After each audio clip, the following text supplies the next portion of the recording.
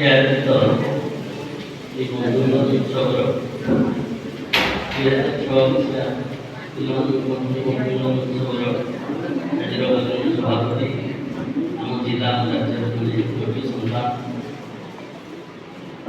ଯାହାକୁ ଆମେ ଅତ୍ୟନ୍ତ ଗର୍ବିତ ଯେ ଆମର ପ୍ରାକ୍ତନ ପ୍ରଧାନ ଶିକ୍ଷକ ଅମିତ ସାର୍, ଆମ ବିଦ୍ୟାଳୟର ବର୍ତ୍ତମାନ ପ୍ରଧାନ ଶିକ୍ଷକ ସମିତା ଏବଂ ଏଠାରେ ଉପସ୍ଥିତ ସମସ୍ତ ଜ୍ୟେଷ୍ଠ ଏବଂ କନିଷ୍ଠ ସହକର୍ମୀବୃନ୍ଦ, ରବି ଏବଂ ସମ୍ମୁଖରେ ବସିଥିବା ଚିହ୍ନା ଅଚିହ୍ନା କିଛି ଏପଟ ସାଇଡ୍ କିଛି ଚିହ୍ନା ହିଁ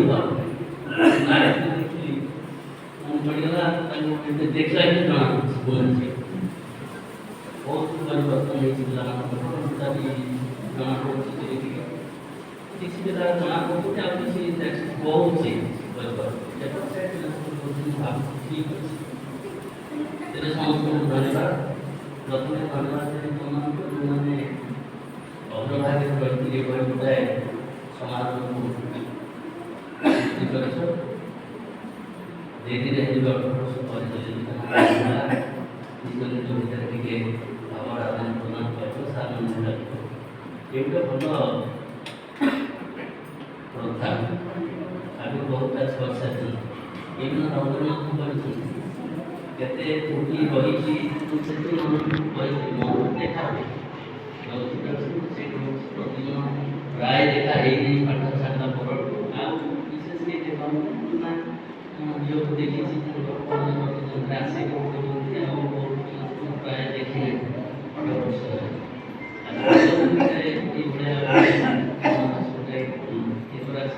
ହଉଛି ଏଇଟା ହବା ଉଚିତ।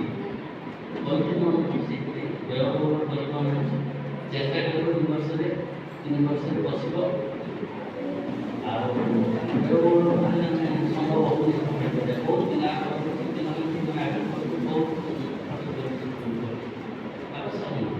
ଆମର ମେନ୍ ଲକ୍ଷ୍ୟ ରହିବା ଦରକାର ଆମେ ଟିକେ ବସିବୁ, ଆମ ଭିତରେ ଟିକେ ସମ୍ପର୍କ କଥାବାର୍ତ୍ତା ଭଲ ଲାଗିବ।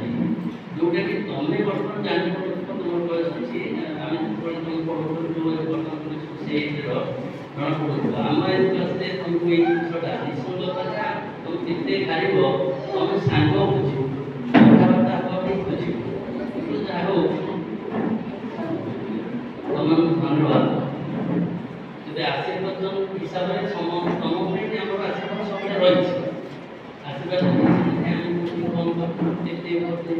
କ'ଣ ପଢ଼େଇଥିଲୁ କ'ଣ ହେଇଛି ସେଇଟା ଆଉ କାରଣ ଯାହା ହେବା କଥା ଆମେ ହେଇଛି ସେ କଥା ଆମ ଭିତରେ କେତେ କାର୍ଯ୍ୟ କରିଛି ନ କରିଛି ସେ କଥା ସରିଯାଇଛି। ବର୍ତ୍ତମାନ ଆମେ ସେ କଥା ନାହିଁ, ଆମେ ଆଗାମୀ କ'ଣ କରିବୁ ଏଇଟା ହେଉଛି ଆମର ଲକ୍ଷ୍ୟ। କଥାବାର୍ତ୍ତା ଟିକେ ସେଇ କରିବ। ଦୁଇଟା ଜିନିଷକୁ ତୁମେ କେବେ ଭୁଲିବ ନାହିଁ, ଯେ ସଂସାରକୁ ଆମକୁ ଯିଏ ଆଣିଛନ୍ତି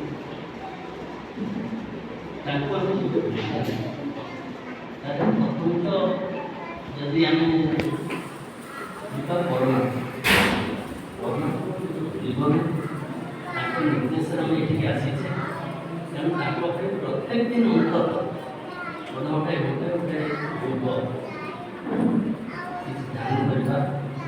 ଯିଏ ଯେଉଁ ପରିସ୍ଥିତିରେ ଥାଉ ଅଧଘଣ୍ଟେ 15 ମିନିଟ୍ ବାହାରିଲେ ଆମେ ତାଙ୍କୁ ଟିକେ ଯୋଗ ଏଇଟା ଅନୁଭୂତି ଲୌକିକ ହିସାବରେ ପିତା ମାତା ସେ ଆମକୁ ଏ ଲୌକିକ ସଂସାରକୁ ଆଣିଛନ୍ତି, ଆମେ ତାଙ୍କୁ କେବେ ଭୁଲିବୁ। ସିନିୟର ମାନଙ୍କୁ ପିତା ମାତା ଝିଅମାନଙ୍କର ଶାଶୁ ଶ୍ୱଶୁର, ପୁଅମାନଙ୍କର ଶାଶୁ ଶ୍ୱଶୁର, ପୁଅମାନେ ସଂସାର କଲେ ଯେଉଁମାନେ ପରିବାରକୁ ପରିବାର ପାଇଁ ପାଦ ବଢ଼ାଉଛନ୍ତି, ଲକ୍ଷ୍ୟ ବାପା ମା ଏବଂ ଶାଶୁ ଶ୍ୱଶୁର ତାଙ୍କୁ କେବେ ଅବହେଳା କରିବ ନାହିଁ। ଏଇଟା ପ୍ରଥମ କଥା। ଦ୍ୱିତୀୟ ନମ୍ବର ହେଉଛି ଯେଉଁମାନେ ଅଲରେଡ଼ି ବିବାହିତ ମନୋସ୍ପଦ ଝିଅ, ତେଣୁ ଆମେ ଯିଏ ଆମକୁ ଆଣିଛନ୍ତି ତାଙ୍କୁ ଆମେ ପଚାରିବା, ଆମେ ଯାହାକୁ ସଂସାରକୁ ଆଣିଛେ ଛୋଟ ପିଲାଙ୍କୁ କେବେ ଅବହେଳା କରିବ ନାହିଁ। ଛୋଟ ପିଲାଙ୍କୁ କେବେ ଅବହେଳା କରିବ ନାହିଁ। ଆମେ ଯିଏ ଯେଉଁ ସ୍ତରରେ ଅଛେ ସେହି ସ୍ତରରେ ଆମର ସକ୍ଷମ ଅନୁସାରେ ଆମେ ତାକୁ ଏ ସଂସାରରେ କେମିତି ଜଣେ ଯୋଗ୍ୟ ନାଗରିକ ହେବ।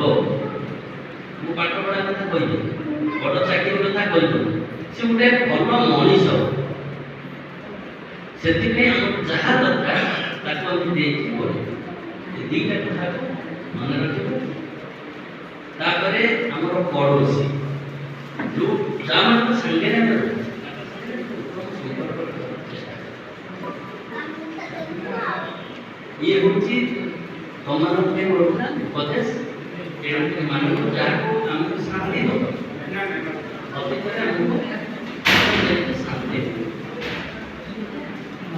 ତମମାନଙ୍କର ଚଲାପଥ ଦାଦାଙ୍କ ଆଶୀର୍ବାଦ ସବୁ ଭଲରେ ଥାଅ।